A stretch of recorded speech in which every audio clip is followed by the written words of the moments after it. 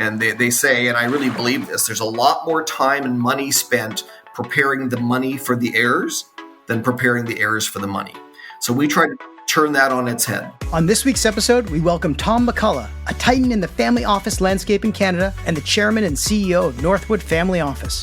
Tom brings a treasure trove of experiences from his journey starting out at Dominion Securities to founding Northwood Family Office over 20 years ago.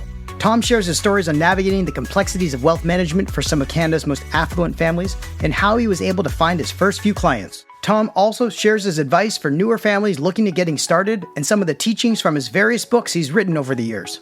Lastly, Tom provides his best advice for families to maintain unity and purpose across multiple generations. But before we jump into this week's interview, we welcome back to the tank John Ruffalo to discuss the news and stories making headlines in the tech and venture capital ecosystem.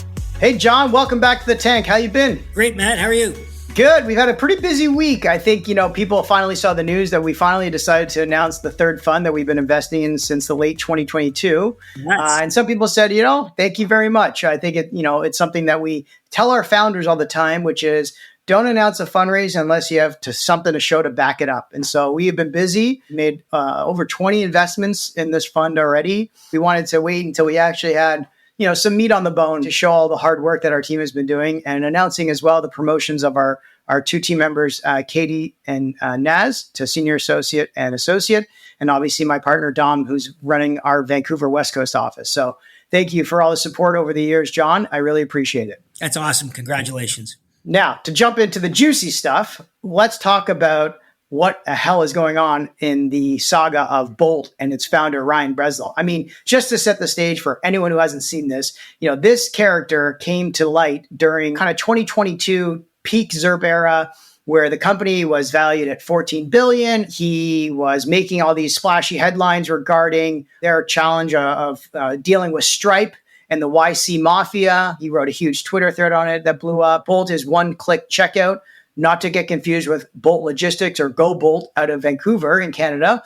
But Ryan Breslow, who has formerly stepped down as the CEO, is still the founder in 2022, around some legal issues, including allegations around misleading investors and disputes over a $30 million loan, is now surprisingly back from the dead and returning as CEO. Just so people also who didn't see the headline, basically this month in August, Bolt proposed a $450 million Series F funding round aimed at valuing the company again at $14 billion, which also includes the return of Ryan Breslow as CEO, with terms that are quite controversial around what actually is going on. So have you read this story, John? Oh, yes, I have. But I can't wait for the headline to be, or the name of the company to change from Bolt to Nuts, because this is like the nuttiest thing I've seen. You've got a founder who, let's just say, is of questionable morality and ethics, to say the least. That's not from me. It's just based on what you're reading. Coming back, shock number one, but with mysterious funders. And then when various media are going and speaking to those funding sources, they're actually denying it. It is so bizarre. But the strangest aspect was, it's an area that you and I have talked about, is ever since the big downturn here and all the inside rounds and how they are structured, one of the, I think Carta just sent out their summary of the amount of structured deals, increased liquidation preferences, and you're seeing them going up. But one of the provisions that are starting to see light of day again is these pay-to-play provisions.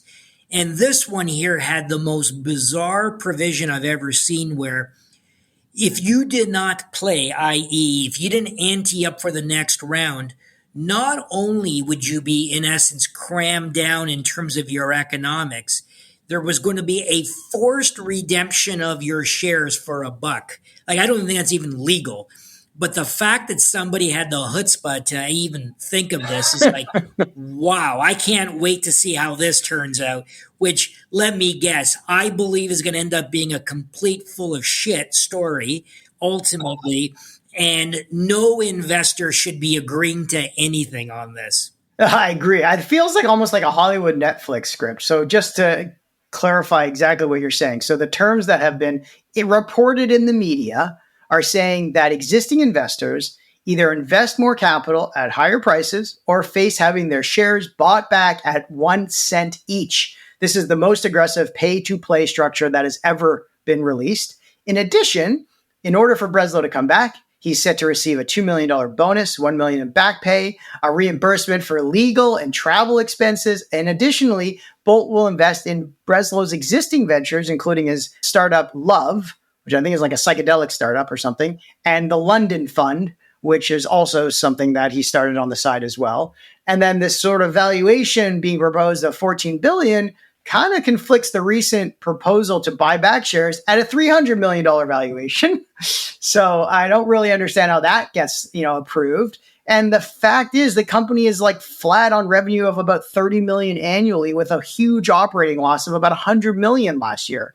So like all of this does not make sense. I'm sure there's going to be more SEC probing, ongoing lawsuits. I don't even know why he would put his name out there for more attention for something like this. But you have to look at the cap table. I mean, from what you've seen in the Series E round and Series D round, there are real investors here. You've got Activent, HIG, BlackRock, Tribe Capital, Soma Capital, General Atlantic, like some very, very well-known prestigious investors have been on this cap table. Who knows if they're still on it, but like you'd be shocked if they let something like this really happen to them on a pay-to-play basis, wouldn't you? Yeah, hey, a 500 times forward multiple, sounds kind of reasonable. I hear you. Well, moving on from that saga, we jump over to another one, which is still quite interesting and has not gone public yet, which is Stripe. And apparently they're planning a new buyback tender offer, which will be fully financed with its own cash, reflecting obviously the significant improvement in its financial health. The company reported $615 million in free cash flow for the June quarter, and notably recovering from the $500 million cash burn in 2022. This free cash flow is higher than what their competitor Aiden had generated for the first half of this year. So they're targeting a $70 billion valuation for this tender offer, and will purchase up to, I don't know how many shares it's going to be worth, but 8,000 employees they have. So this is a really interesting thing, maybe taking a page out of Elon Musk SpaceX buyback. The share price for the buyback is $27.51, matching the last internal valuation the company got. What are your thoughts on this? I guess, the company is expected to exceed a $500 million annual revenue runway. It's interesting is that, the obvious question that people say is, why are you just going public instead, where you can do all these things in normal market mechanics? And I think the answer is they must have the support of their current investors, which I think Cohere continues to be a big investor and are backing remaining private longer. And I guess if you could remain private and then use these techniques to mirror what you would have otherwise done to give them liquidity if they had stock options, I guess they're saying, what's the advantage of going public? It's further hampering a future recovery of the IPO markets if companies this great like Stripe just basically don't care and decide you can do everything you want to do in a private context. There's got to be a tug of war happening, though, between management and later investors, earlier investors. Not all the investors will be on site. I know Cohere is, you're absolutely right. Cohere is publicly, and in Mike Moritz in particular, I guess it's still representing it. But I agree. How about all the other shareholders in there that want to get their liquidity? Yeah, so I'm just, skeptical of the fact that this is something that's good for the business, but rather maybe protecting some interest in the business rather than cleaning up the cap table, getting, on with the show and just building this business in public as maybe, it should be and should have been maybe over the last few years. So I was a little shocked to continue to see them continue to do this. And I wonder too, again, I don't know, I haven't reviewed, do they have super voting shares so that, oh man. And if they do, what happens if you go public? Does it get blown away? Does it sunset? So maybe this is a mechanism to maintain control. I don't know that for a fact, but that could be one of the reasons as well. I would put a bet on that as well. All right, changing gears back over north of the border. Canadian government all of a sudden now open to consultations and several proposals for the 2024 federal budget, including changes to our favorite capital gains tax, the Canadian Entrepreneurs Incentive, CEI, open banking, clean tech tax credits, and other legislative priorities. And the consultation periods are open until September 3rd for capital gains tax issues and September 11th for other measures. It seems like they must have opened the paper, I guess, recently or listened to this podcast. But what is going on here, John? There's obviously no launch on open banking. They've got this sort of clean tech, agenda, capital gains tax agenda. What are the reasons now they're opening up consultations versus when you met with Finance Minister Friedland? Like, wasn't that a consultation? Yeah. Well, maybe they're getting the message with the blowback. They were trying to manage this as, generate intergenerational issues, fairness, etc. But the majority of the public saw through it. Canada does not have a taxation problem per se. We have a spending problem, which is causing a taxation problem. Perhaps this is a little bit of an olive branch to say, hey, you know what? Maybe we want to either truly see that maybe we've gone too far, or B, maybe this is just simply the appearances of having a consultation. But at the end of the day, because of the commitments to spending, I just don't know where you're going to get the money from that you've promised to spend out. And that's why I would be rather cynical that very much will be done to reverse some of the taxation proposals that have come into play recently. Yeah, something has to give, right? You can't spend more and collect less. It just doesn't work mathematically. Yeah, look at the United States, right? The U.S. is realizing the same thing. They could solve their entire problem by a U.S. national sales tax. They don't want to. And instead, now, they're looking at re-raising all the rates again. And it's because of a spending problem. Yeah, I mean, speaking of the U.S., the Federal Reserve minutes were revealed that a majority of the officials supported a rate cut in September, with some even advocating for a cut in July. This is following the revision of the Bureau of Labor Statistics, which showed 818 fewer jobs were added between March and 2023 and March 2024, more than previously estimated, which is obviously a huge shock. And I think that's something that people are taking seriously now. And a lot of, analysts are suggesting that Powell, speaking at Jackson Hole meeting, is going to do a 50 basis point cut as well. And that's what the market is pricing in now. Finally, that we're starting to see those cuts. Maybe not as many as analysts were predicting for the rest of the year. I think they're predicting 4. So maybe we only get 2 or 3. But what do you think about, where the U.S. has kind of positioned themselves, especially around a federal election in November? Well, number one, and this is, I just find it hilarious, by the way, on both sides of the border. But when politicians who have zero clue about economics start surmising, look at the good news, folks, the interest rates are coming down. Hey, dude, it's because there's a softening of the economy. It's not good news on here. It's the same thing in the United States now. Canada had to lower its rates because to prevent a recession. And you're seeing that in our per capita growth numbers. But in the United States, what is actually interesting, if you look at GDP per capita in the United States, from a productivity perspective, is actually going to probably go up because the denominator is changing. But the bad news is the number of jobs they thought were being created, which if it truly is off by $1 million, what is the quality of the data in the United States is perplexing to me. But there is a fear that this is the prevention of a recession in the United States. I think right now the bet is in the U.S. they will not go into a recession because a lot of good things are happening, but they're trying to create a soft landing environment just to be doubly sure. So I would heavily bet that there's going to be a significant rate cut in September. I mean, they just need to get some Bridgewater Associates analysts in there to actually show them the data that they should be tracking.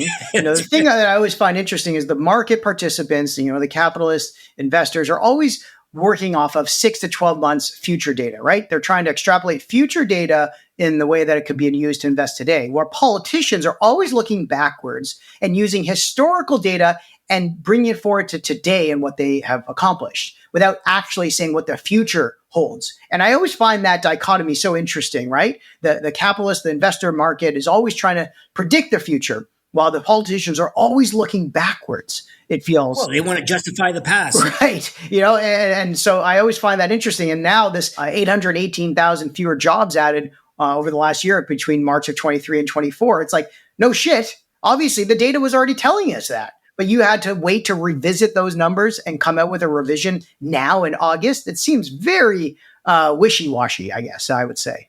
Maybe they knew that the data was weak, but we're coming to an election. It is interesting, though, is that one would have thought that they would have used in all of their power to wait after November and then had all of that data revised.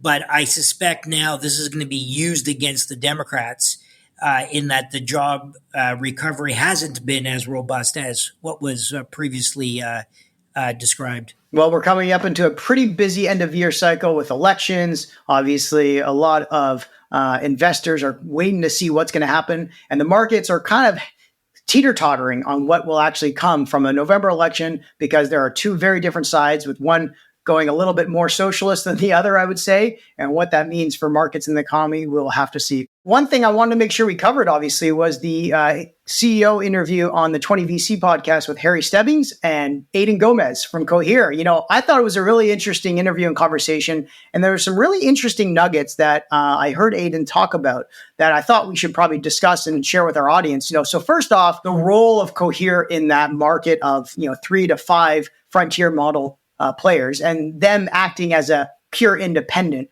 meaning not connected to one source of cloud providers. I thought was really interesting. Did you hear him say about that stuff? Yes, I did. Yes. It was very consistent to our previous discussions. Yeah, so that was one thing I heard him validate. The other thing that he said that obviously was something I didn't really appreciate, but he also said it was a risk for the industry, was the quality of data that players who don't have a consumer application like a ChatGPT are struggling with, to be able to create their own synthetic data in order to get enterprises to trust their models, is something that has been a struggle, I guess, for them, and something that they've had to really pick up the pace on, because, as you know, enterprises are not going to let you train your models on their proprietary data. But if you want to sell to enterprises, you need to have models that actually work, right, and don't hallucinate and stuff like that. So it was interesting to hear him say those concerns that he has noticed, and how they need to obviously get better at that. And then the craziest thing, obviously, was that the speed and cost at which models that were built yesterday are dropping tomorrow.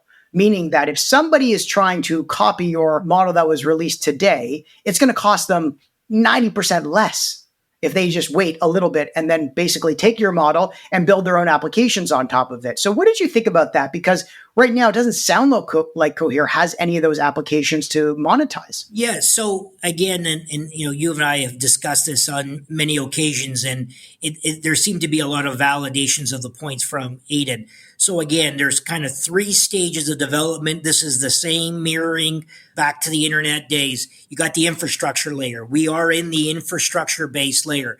In there's 2 categories. There's the chipsets, where you have, again, rule of 3, but you have one of those 3 that has 90% market share.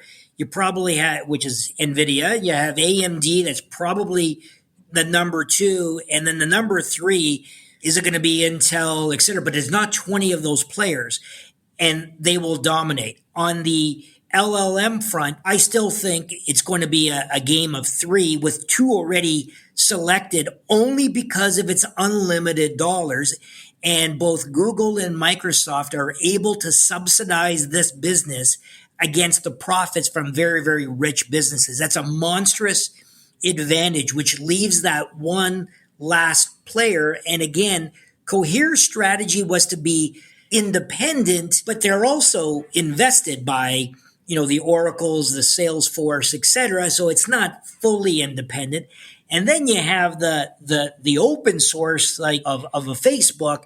So that third spot is still going to be a challenging spot. What you and I have said is, there's going to be a middleware layer, and then there's going to be the app layer. And that's where the battleground, and if you use past history, that's where the unit economics really are.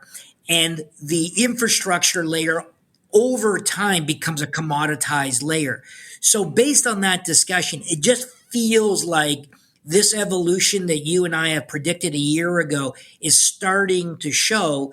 And, it's great to hear a guy like Aiden, who's, a visionary, explain that and show that this is kind of where the market seems to be moving. Yeah, I know. He was pushed by Harry on how the market dynamic at play here is very struggling for non-hyperscaler funded businesses. You've got Amazon, Google, Microsoft, who are willing to dump billions, and Meta into a business model that may not actually pay off for them in the short term. But they're willing to subsidize that for the long term, where players like Cohere, who are trying to remain independent, are trying to justify, obviously, their ability to, take that $1 billion that they've raised, put it into something that is viable as a business, and then also be a part of the herd. It seems like a bit of a tug of war. He was asked about, who he's, obviously close within the industry. He said everyone, they're not aligned with certain cloud providers, but he did talk about Mark Benioff. And how he doesn't think you should bet against Mark Benioff and Salesforce, and how they are working on some really impressive stuff. And I think that those two partners could make sense together. It sounded like they could end up in a much more solidified enterprise-focused partnership between Salesforce and Cohere. And I would put my bet on maybe that's where a Cohere partnership ends up, being realized. But then he was like, well, why spend the money if you know that Amazon and Microsoft are going to dump it? And he thinks that just having a foot in the door and in the race is really important to show that they can compete and not be only associated with one cloud provider, which I thought was really impressive to hear Aiden say that.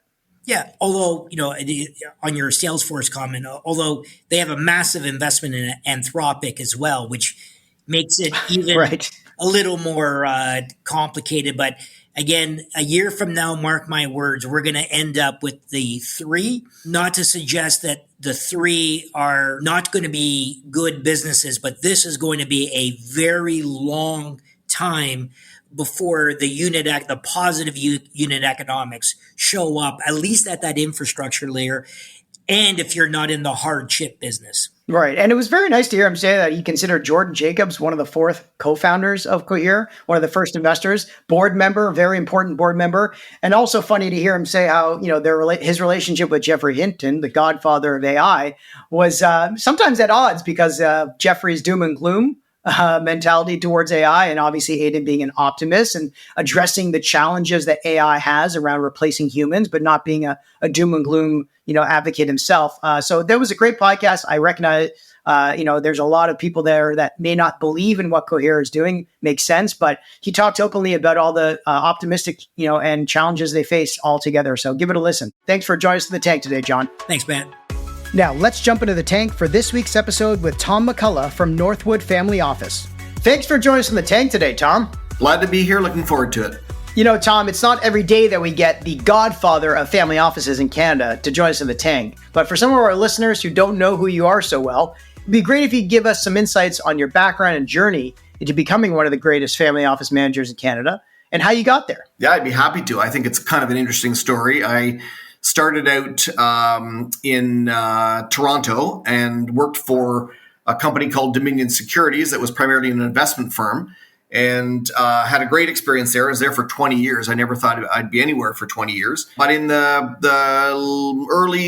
about 2000, I had a couple of, I'll call them epiphanies. One is I thought, wow, I've been here for 20 years and the bank is getting more and more involved. RBC bought Dominion Securities, and they left us alone for a long time, but they basically started to get more and more involved. And it's a big company, so it was a little different than it was. Secondly, I come from a family full of entrepreneurs. I've got 28 first cousins on my dad's side, and almost all of those people are entrepreneurs. Anybody who works is an entrepreneur, and I was a corporate guy. So I think it was in my blood that I wanted to do something entrepreneurial at some point. And the third thing that happened is my parents were looking for what I would now call a family office. I didn't know what it was at the time. And they were looking for somebody who was objective, didn't have a product to sell, could help us think through our estate plan, could help us, with some of the odd things that don't seem to fit anywhere in a traditional professional service. And I couldn't find that. It certainly wasn't our firm. We were an investment firm. So I was looking for that. And they say the best entrepreneurs are frustrated consumers. And I was a frustrated consumer. I was looking for a service and couldn't find it. So I thought to myself, well, maybe this is just the moment. Maybe I should just go do this myself. And indeed, I did. I left on friendly terms, with Dominion Securities. I had a great experience there and launched into this career as a family office. And it was incredibly difficult the first couple of years. I really didn't know what I was doing. I knew what I wanted to do and what I thought people needed, but I didn't know exactly what to do. And it took a long time to figure out. But, like a lot of things, it ended up working out in the end. I love that concept of, entrepreneurs are frustrated consumers. You obviously had, someone kind of nudge you out the door and into this sort of conversation of what a family office was. But the family office concept is a relatively new concept in Canada. I lived in the US for a while, living in Boston, living in New York, and met with, 6th and 7th and 8th generation family offices. But the concept of a family office in Canada is something only of the last decade or two. So maybe for our listeners who don't really understand what a family office is or a multifamily office, can you give us sort of the definition that you use to describe it to your clients and friends? Yeah, that's a great question. And it's interesting because it's getting more and more confusing because all sorts of people are claiming the term family office these days. So I'm not surprised that people are confused by it. Just to start out, a single family office is basically staff that's hired by one family and they look after one family.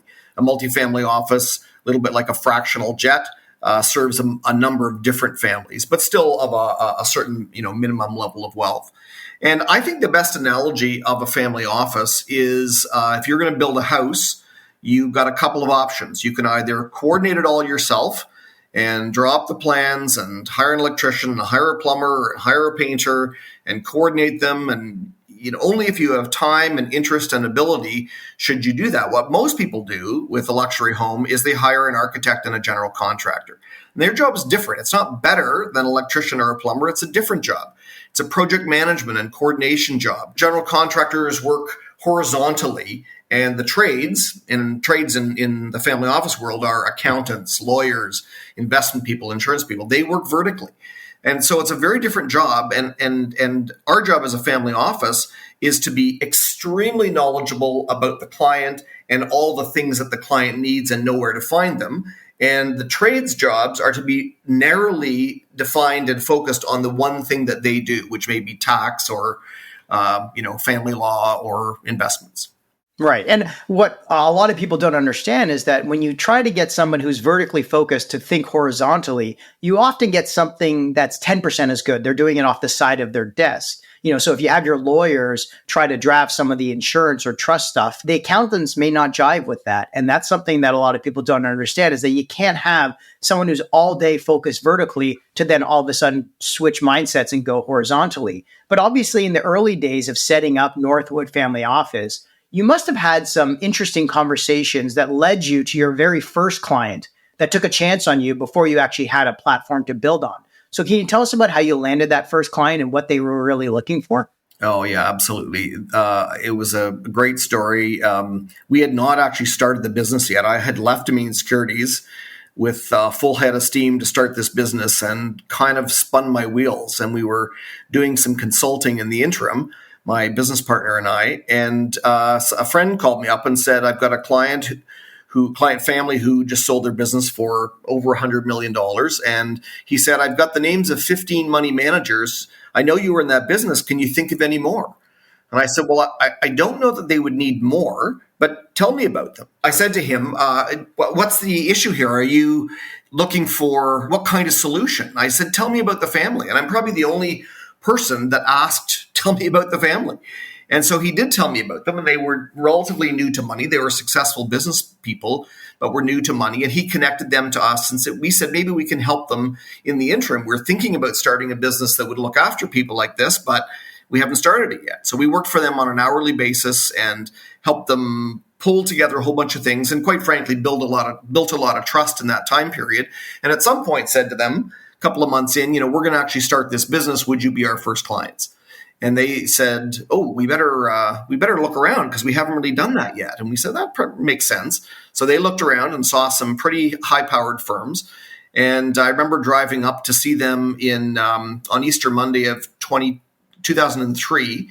And we had a concession speech planned, but no acceptance speech. We just thought, what a classy bunch of guys to blow us off in person as opposed to do it by email. And that's probably not a very good lesson for entrepreneurs when you're supposed to be positive and up, but we just thought it was a bit of a long shot. And they chose us. These folks have been clients since then for 22 years, and we have lived with them. We've been their guys and gals for 22 years, living through all the ups and downs. They restarted a new business, and their kids were little when we started. Their kids are now married. The kids are clients. It's just a classic story of a family office where we live, longitudinally with families. Right. I mean, good thing you took that drive on an Easter Monday to take the concession speech, obviously, but it is a good lesson for entrepreneurs to always meet face to face, even when it's a no at the table, because you never know if you can close the deal. But I guess the question is, how has the landscape of family offices changed since 2003 when you first got started? And where would you say we are now when compared to the US market? Yeah, it's changed substantially. When I started in this business 22 years ago, people did not know what a family office was, or most people didn't, certainly in Canada. People would ask, what do you do? And I said, I'm involved in a family office. And they'd say, oh, is that like birth control and family counseling? And I said, well, not exactly. Usually that ship has already sailed. But today it's the hot ticket. Today, everybody's a family office. People who are family offices and people who aren't family offices. They still claim to be family offices. So it's a pretty confusing time for people, and because the term family office is attached to ultra high net worth families, a lot of people use it to try and attract those kinds of clients. It is very difficult to get figures on this because what is a family office? There's a Canadian Family Offices magazine. It's an online service, and they did a survey and said there was 85, or I forget the number, but say 80 multifamily offices in Canada. I don't think there's more than 5. So they were obviously using a very different definition. So it's very tricky for the poor consumer who's trying to find the answer. What I do know from research, credible research, I think, is there's about 12,000 people in Canada who have more than $30 million in net worth. And that is our target market. And we have 100 of those 12,000, and we're the leading independent firm.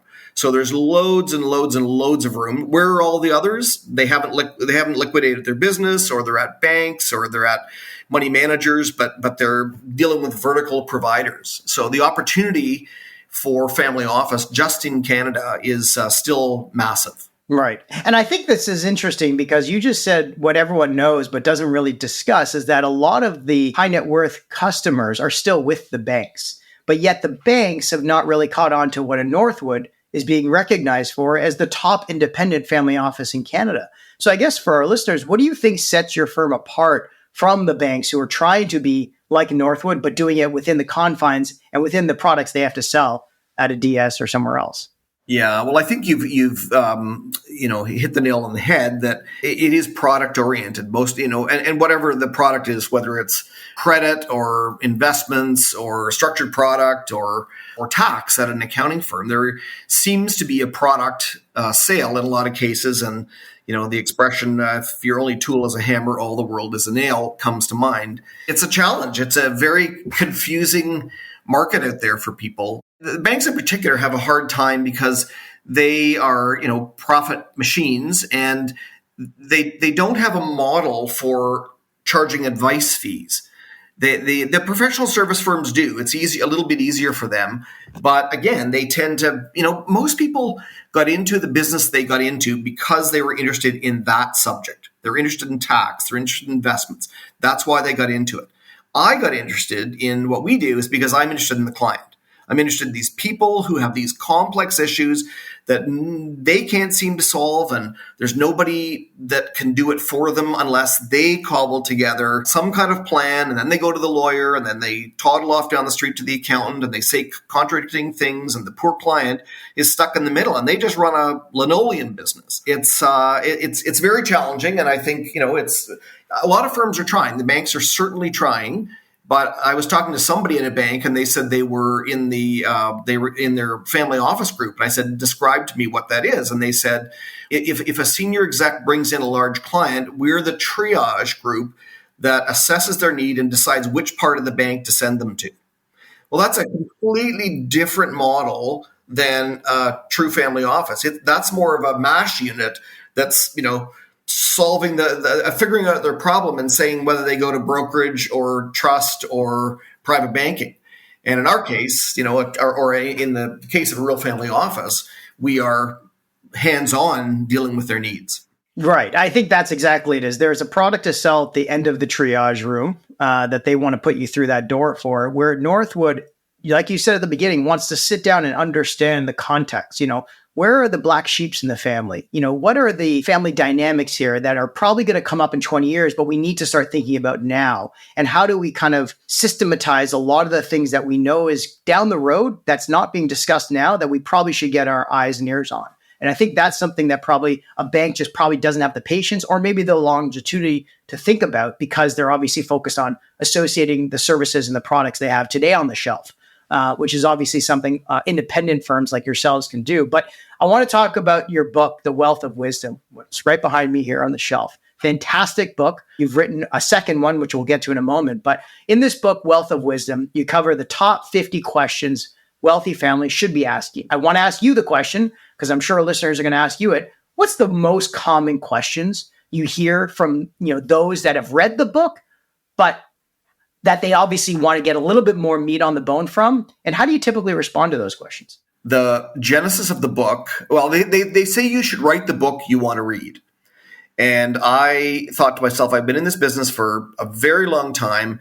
There are a bunch of common questions, and I would love to write down what all those common questions are and then get some answers for them. And those people who've not seen the book, we didn't write all the answers. We basically got the experts in the world and we said, who would be the best person to answer the question of what's the way to have the most effective way to have a family meeting? And we got that person, Mary Duke, I think it was, to write that chapter. That was the essence of it. But the most common, I'll say, area of questions is about kids and money. It is about, the classic story of, we know money can provide opportunities. We don't want it to ruin the kids. And it is very funny. You think about an entrepreneur who, in most cases, they go through great difficulty to start and make their business successful. Oftentimes people say, character is built in the furnace of difficulty. And so they build all this character in pushing hard, and then they get to be successful. And then what do they do with their kids? Do they say, I want to make sure that my kids go through as much difficulty as I did to develop all that character? No, they help their kids avoid difficulty. Because they're mean? No, because they love them. And they want their kids to, not have to go through difficult things. And quite frankly, there also is a fair bit of money in many cases. And a lot of people use money and power to solve things quicker than maybe they should be solved. So it's a really interesting dilemma. All these people we talk to about, how their character was formed, and then they want to give, large amounts of money to kids early. So it's a very interesting challenge. And I would say it is by far and away the most asked series of questions. It has to be the number one question, I think, because first off, it's obviously the saying, first generation creates it, second generation grows it, third generation spends it, and I think as you transition now, as Canada and the wealth of the population gets bigger and older, you're starting to have that second to third generation transfer of wealth. And that's really scary, right? Because you have all of this wealth created. You have a lot of the up and coming generation who may have not worked within the family business and not been pushed through the furnace to come out the other side stronger and solidified through those tough times, because you don't want them to go maybe through some of those hardships. I personally had to go through those hardships where I had family members with no wealth. I had father that worked every day from 4 a.m. till 7 p.m. and learned about how business can be taken away. And then what that does to us as a younger generation makes you want to work just as hard. But now with kids myself, it's a really hard balance to not have to give them everything, but also give them enough to they don't despise you for it. Is a really tough thing. So it starts everywhere, I think. I guess my next question would be, how do you balance the need for professional advice with that personalized companionship towards the families you work with, who you're offering services to almost give them the tough love that they should be giving themselves? It is interesting. We're talking about single and multifamily offices. And as a single family office, you work for the patriarch, matriarch often. And sometimes I've heard from my single family office colleagues, it's hard to challenge them sometimes because you can get fired. They just get annoyed and they fire you. Whereas in our case, we are really independent professionals, and they can fire us as well. But because we're independent, there's a little bit of there's a bit more opportunity to challenge, and I think that's one of the roles that we play. I guess the question really is about the how you get close to clients, but you also want to tell them the truth. It's a fine line. One of the other questions people ask me a lot is, it wasn't in the book, but the question really is, how do you get people to tell you stuff? Do people disclose? And that is the easiest question in the world to answer. And it is, yes, absolutely, they disclose. And there's a bunch of reasons for that. One is they know that we don't have any agenda. There's no product to sell. We're not trying to get them to do anything. We're literally trying to understand them and help them figure out what it is that they want to do. And also, we have the opportunity that helps build trust. And I think also there's not many people who actually ask those kinds of questions. So it's a little bit like going into the doctor. If you don't tell the doctor anything, they can't do anything for you. So I'm just always amazed at the number of people who say to us things like, I've never told anyone this before, but, and then go on to say it. Oh, yeah, that's fantastic. I've sat down with family office managers as well. And when you ask them to tell the truth, it also can break trust, right? Trust is something that takes years to develop. It can be broken very quickly. And I think because you're not selling product, where some family offices may get a management expense ratio kickback from some of the funds that they recommend, which is something families have to be aware about, is where you break trust. And I think that's really important. Speaking of investing, you wrote about the 7 imperatives for successful investing in the New World Order, and your family wealth management. So can you shed some light on what are those 7 imperatives for successful investing that our listeners should know? Yeah, this is a book that was written about 13 years ago, and we've just republished a second edition.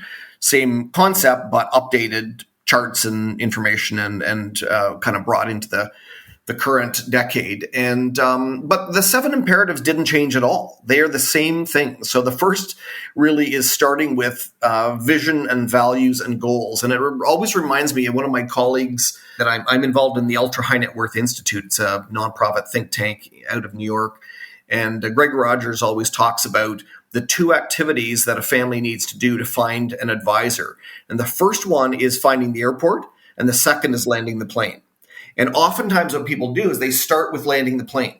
So when people come to us and they think we're investment people primarily, the first thing they say is, what's an asset mix for a person like me or a family like us? And I say, I have no idea. I don't know anything about you. So the idea of starting with vision and values and goals is absolutely critical. So that's one of the first 7. And then the others are, it's really developing. The second is developing a practical framework. The third is developing a long-term wealth strategy, which is like a game plan. And we put an actual example of what that looks like in the book. We talk, and that includes asset allocation. And then there's drafting an investment policy statement, which really is the guide.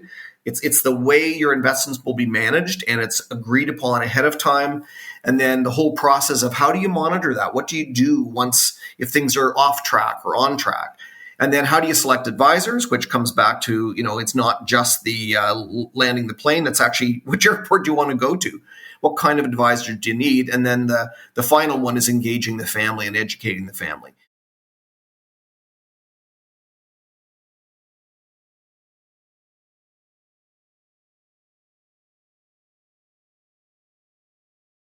I love that. I mean, there's so much that you guys share around thought leadership and teaching. I'm on the monthly newsletter, luckily, with Northwood, and I love it. It's one of the best ones out there. What motivated you to be such a teacher and sharer? You teach at the Robbins School of Management, the course on the management of private wealth, and how do you think about academia and sort of practicing what you preach and sharing that with the, obviously field of wealth management that you surround yourself with? I don't know, maybe I'm a little bit of a teacher at heart, but I feel in some ways this is a little bit like a mission. It's not just a business, but we're really reimagining something that has been built around product and market, and you picture the poor client having to jump into double Dutch skipping rope. When do you jump into the market and out of the market, and how do you do this? How do you do that? And it's really turning it all on its head and saying, the center of the universe is not the market or the products or tax or whatever. The center of the market is you as a client and your family and what you want. It doesn't sound like that big a deal, but it's a very significant shift. So a lot of the work that I've done in my writing, both for journals and books and teaching and involvement in industry organizations, is to help bring that message back to families and advisors who serve them, that we've got to get back to having the client in the center. And all these things that we do, literally investments or tax planning or whatever it is, are tools to help this family. I'm passionate about that because it's better for families. And so a lot of the work I've done has been to reinforce that. That's amazing. When I got started with Ripple Ventures, I only got started because some family offices that I met with pushed me into this direction after they were saying to me that the problem they were facing was that the younger generation was seeing a ton of interesting investment opportunities, but they didn't have the infrastructure or the knowledge on how to due diligence them or put them through a process internally to make an investment. And they were being done off the side of their desk. And some of the families said to me, can you take some of this, small pool of capital, teach us how you due diligence, companies, look at your pipeline, manage investments post-investment, and get them to a successful, startup path to success. And share that back to us. So it's actually interesting that the Ripple Ventures idea came from family offices who were struggling with their own internal lack of infrastructure around making investments, that they wanted to learn from us and also have it shared to the next generation below them. So it does feel like it's all about passing the baton on so that everyone can kind of learn together. But obviously, you've written books about this, Tom, like your second book, which was Wealth of Wisdom to Take Two, which is the top practices for wealthy families and their advisors. You released this in August of 2022, and it's mostly about the practical tools that advisors or family members can apply to themselves on how to identify, factors that matter most when it comes to retaining and growing family wealth. So I got to ask, how did you decide on this next topic? And,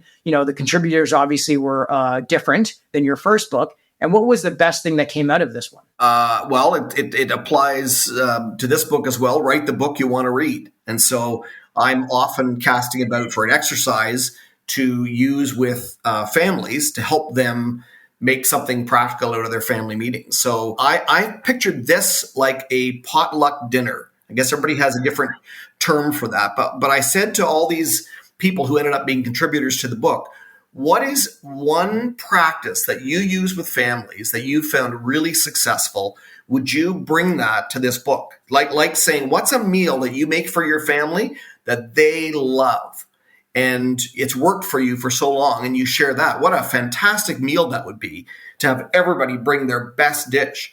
And that's what the book is. That basically it's what are practices that you have used that have been really helpful for families. So I could give all sorts of examples. I'll just give one. And it's actually, it's the most recent. We've also done a podcast series on all of the chapters from the book. So you can go to wealthofwisdombook.com and it's got the podcast there, or just any of the podcast providers. But the most recent podcast is with a fellow named Ian McDermott from the UK. And he talked about this idea of how you ask questions, the kind of questions you ask. I just found it really helpful. He was very, he talks about questions that are, I can't remember the term, but essentially sort of problem questions. I think that's what he calls them. And it's like, what's your problem and how long have you had it and why haven't you solved it yet? And his argument is the physiology of the body is different when you hear those kinds of questions as opposed to outcome-based questions, which is related to what are you trying to accomplish? And how have you accomplished things like that in the past? And what things have you tried? And the person sits up straighter and listens differently and engages differently when questions are framed in an outcome-based way as opposed to a problem-based way.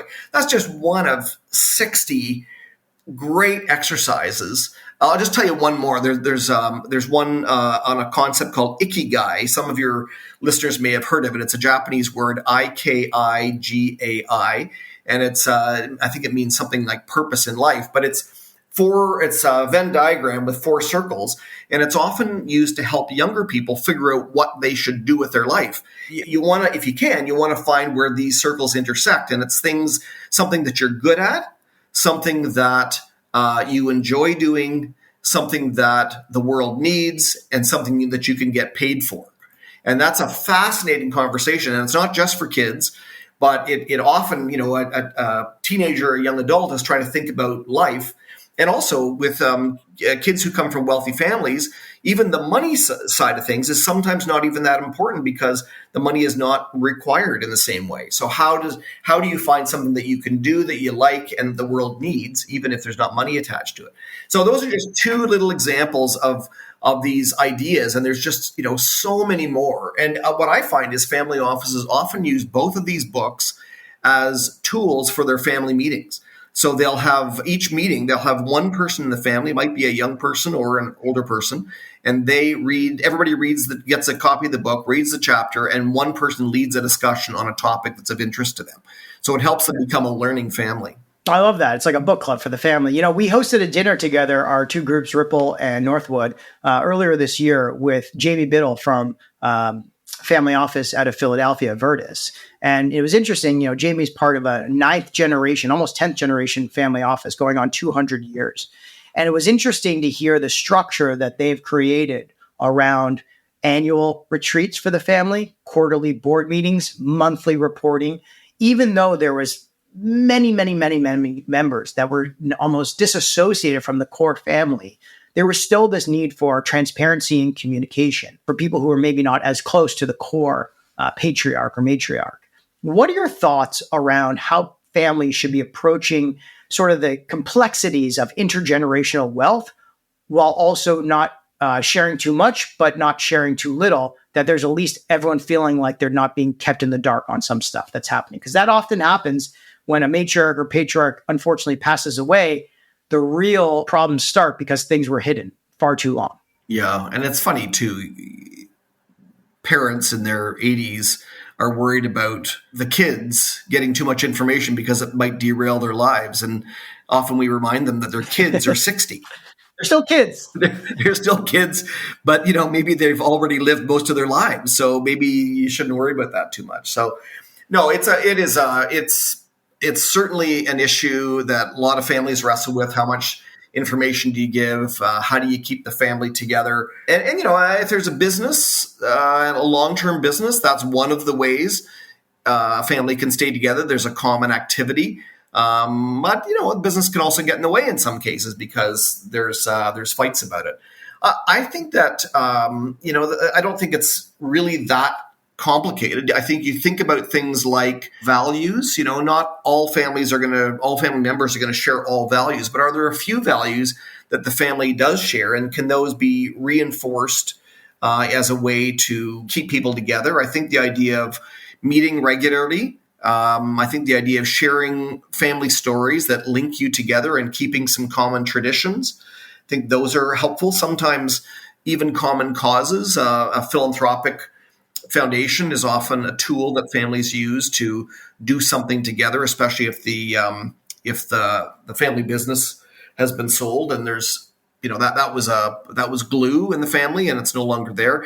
But the other thing I would say is that you also want to allow freedom for people to come and go. If somebody is forced into staying part of this group, I think it breeds resentment, and I think it works against situation. And I think there's a great tool that's a great expression that says the two most important things you can give your kids are roots and wings.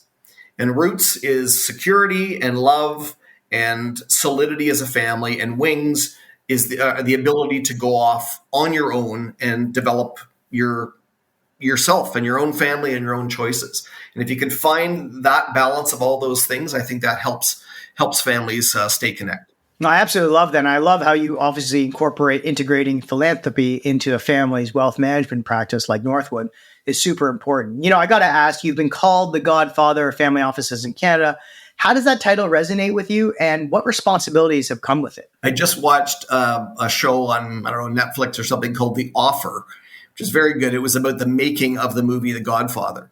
And then my wife and I decided, we weren't sure if either of us had ever actually seen the movie. And so we watched it. And then I was thinking about it being called The Godfather of family offices. And I'd like to state for the record, I've never put a horse's head in anybody's bed and have no plans to do so. I was thinking, and Godfather these days, when you think about it, you think of criminal enterprise, but godfathers and godmothers are people who parents choose to be a guide for their children. So I'll assume that the term is meant kindly, and maybe that I was one of the early people and a pioneer and maybe hopefully a thoughtful person in this field. And I take that responsibility very seriously. Back to my comments about teaching and sharing important things. One of my most recent involvements has been with the Ultra High Net Worth Institute it's a not-for-profit think tank out of New York. And we're doing really good work on thinking about the issues related to wealth and families and recognizing that it's very confusing because there's all these different voices telling people to do different things. And here's the only way you should do this and that. And this is an independent group that is working to help families and their advisors think through these kinds of issues. So one of the projects that we're working on really is a number, but one of them is, what is integrated family wealth management?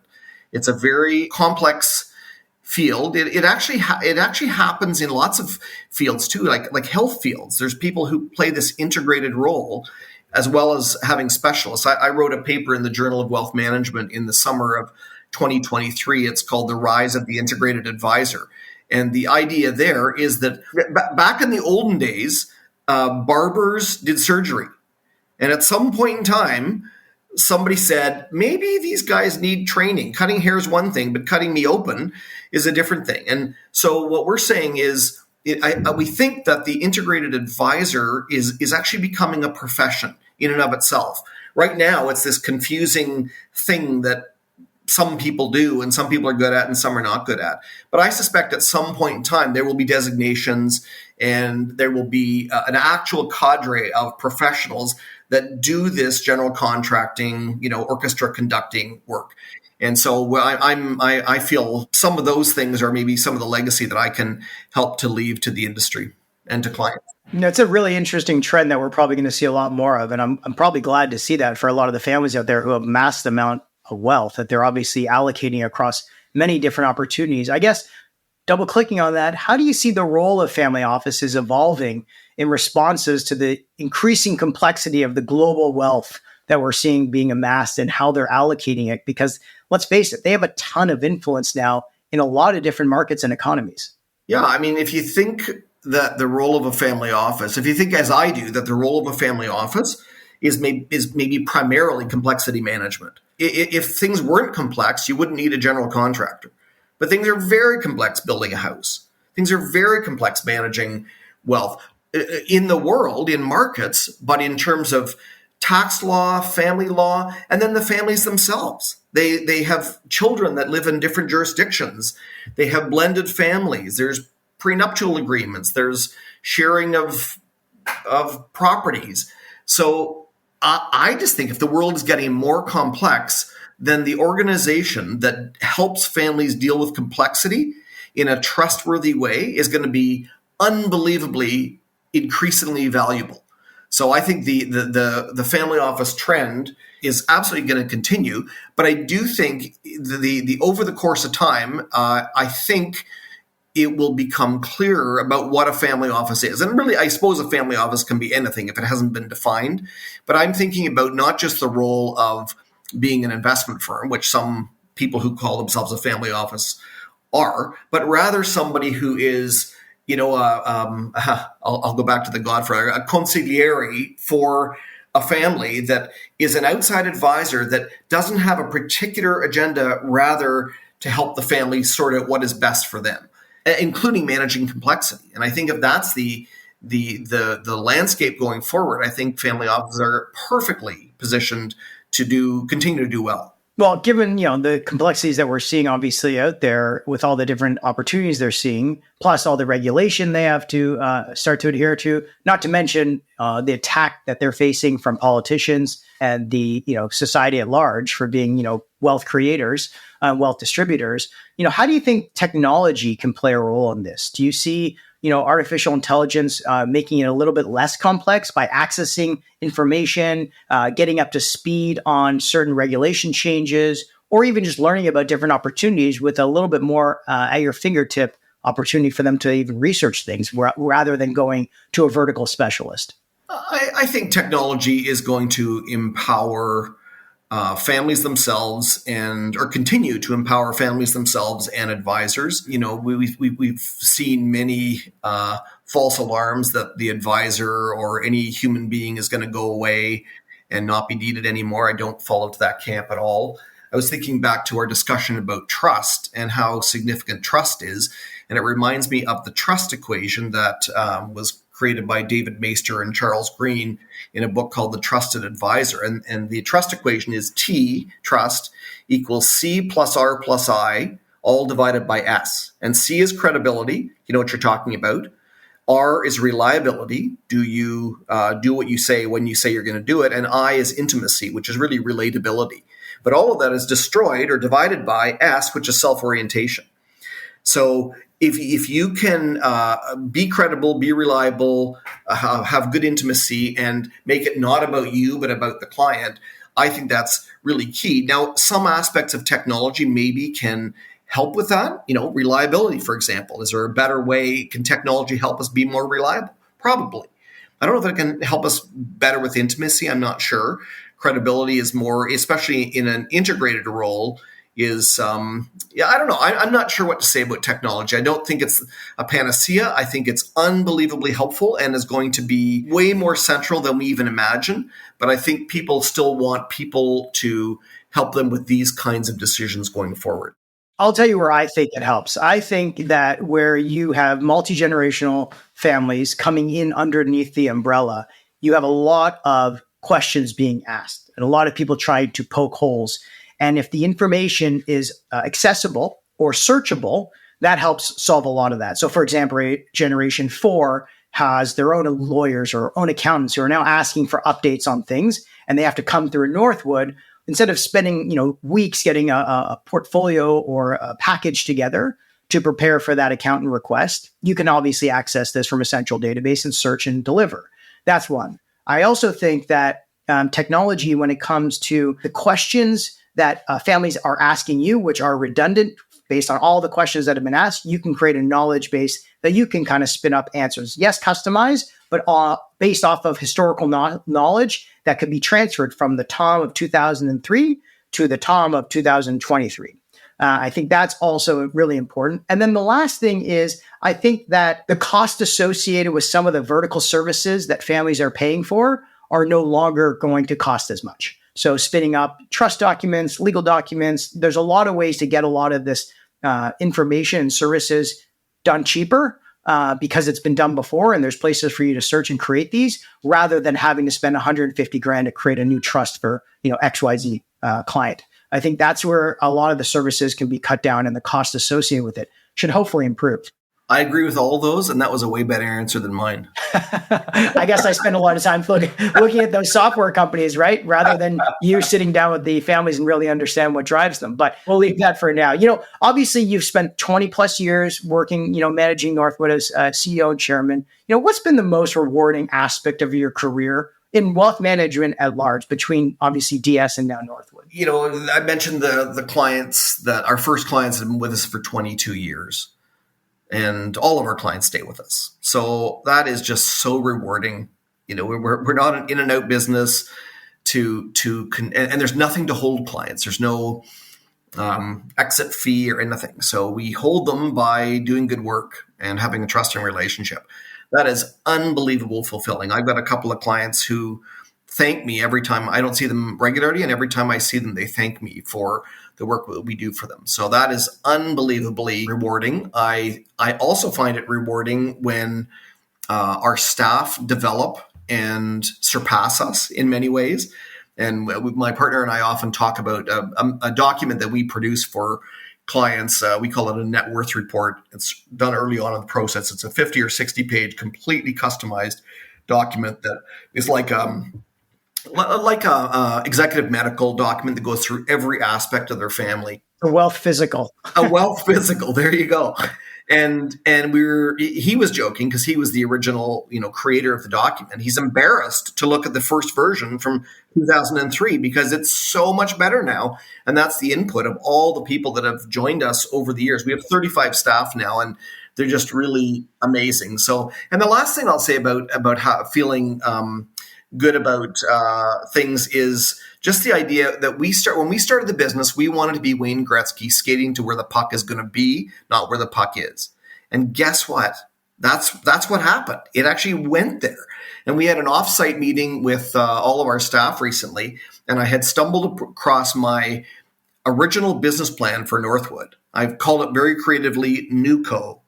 And I pulled out this business plan for NewCo and put up a couple of the charts that I had envisioned in 2000. And it's what we're doing today.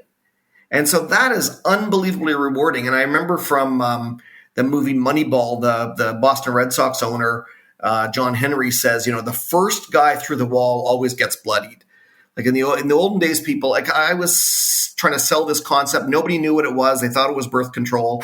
And then to look back and now see many people kind of lining up in this category, I have to say it is rewarding that the market is coming to where we have been. I don't know if that sounds arrogant, but it's rewarding. It's at least rewarding. No, I totally get it because there's a lot of pushback, as you say. It's, frustrations of people not maybe seeing the world your way, but having to educate the market while staying true to your original vision, while also adapting to challenges and opportunities along the way is really rewarding looking back 20 years. And so I thank you for obviously, educating the market as well as helping families go from Gen 1 to 2 to 3. You've got lotto winners, obviously, as clients as well. That must be an interesting mix to deal with as well. That huge, windfall all of a sudden changes their entire lives. And then they have to set something up. It is a pretty cool aspect that you can help them survive what a lot of lotto winners, I'm sure, are not lucky enough to see on the other end 20 years later, right? Yeah, very true. What advice would you give to someone looking to start their own family office or wealth management firm actually today? Don't focus on what you do well, focus on what is needed. And that's what we did. And I'm sure we haven't captured everything in the world. So there's a great book by Adrian Slowatsky from Bain Capital called Demand. And he talks about just the idea of demand. If you can really figure out what is needed by the client, it is extremely helpful to create a great core lasting business. Maybe it's not going to happen quickly. Like in our case, it took, we're a 22-year overnight success, and look out there and, does the world need another money manager? Does the world need another wealth manager? What is there? But rather, is there something that somebody is missing? And if you can fill that void, I think it's just got way more legs to it. Yeah. And honestly, it's been rewarding to also have families that come to us maybe as their first, call when looking for family office managers and referring them to your group, knowing that, we're just a vertically focused, investment firm, but there are many more complexities that your team has experienced in that a lot of new wealth family offices are looking for getting advice on. So that's been also exciting for our two firms as well. Before we wrap things up, Tom, we always ask our guests for their fast favorites. So first off, your favorite podcast. Showcasing my nerdy tendencies. It's called The History of English. There's 160 episodes. I've listened to all but the last 2 or 3. They're an hour long, and it is unbelievably interesting. And the origin of words and where the English language comes from, where it's going, it's fantastic. For nerds, word nerds. So I guess that makes my wife a nerd because she took Latin as a bird course in university. And I always ask her what the origins of the words are that sometimes we use. And she actually has a pretty good answer on it. But now ChatGPT has totally yes. Well, she and I can bond over that. Fair enough. Next is your favorite newsletter or blog. Okay, well, this is a cheat. I'm going to say the Northwood Perspective. And I only say that because we really enjoy putting it together. We do this newsletter and we also do a reading list every quarter. And a Netflix watch list or something. And a Netflix watch list. And so I only say that because I'm not that much of a newsletter reader myself, but I cannot tell you the hundreds of people who say to me, this is really good. So it's amazing. I will say it's amazing because I've shared it with a lot of family and friends after getting them. It's amazing. So please keep it up and don't take me off the list. Favorite tech gadget? Well, it's boring, but I have to say iPad. I basically don't take my computer anywhere with me. I use my iPad all the time, and a second one would be Google Translate. Oh yeah, nice. Where have you used Google Translate recently? Oh, Japan. So, lots of languages. I speak, reasonable French and a little bit of German, and you can get by in lots of places. But in Japan, I couldn't get by at all. And it was just unbelievable. You hold it up over a menu and it just reads it in English. And it's just amazing. Wow. And would you use it for them to speak back to you on as you're at the restaurant? Oh, I love that. Crazy. So cool. All right. Next is your favorite new trend. Oh, a bit of a cheat also. The integrated advisor becoming an actual profession. Pushing for that. I like that. It's really important. Next is your favorite book, and you can name your 2 written books or others. I will not. I've used my 2 mulligan cheats. Well, I'll give you a fiction and a nonfiction. The fiction is The Plot Against America by Philip Roth. I love Philip Roth. That it's actually been made into a movie. Classically, it wasn't as good as the book, but fabulous dystopian type book, and I loved it. Tough theme, but very good. And then my nonfiction favorite book, it's funny, it hasn't been bumped in many, many, many years, and it's called Made to Stick by Chip Heath and Dan Heath. And they talk about how most ideas we hear, most podcasts, most books, blah, blah, blah, blah, blah, and a few of them are sticky. And what makes an idea sticky? And most people obviously haven't read the book because most people do blah, blah, blah.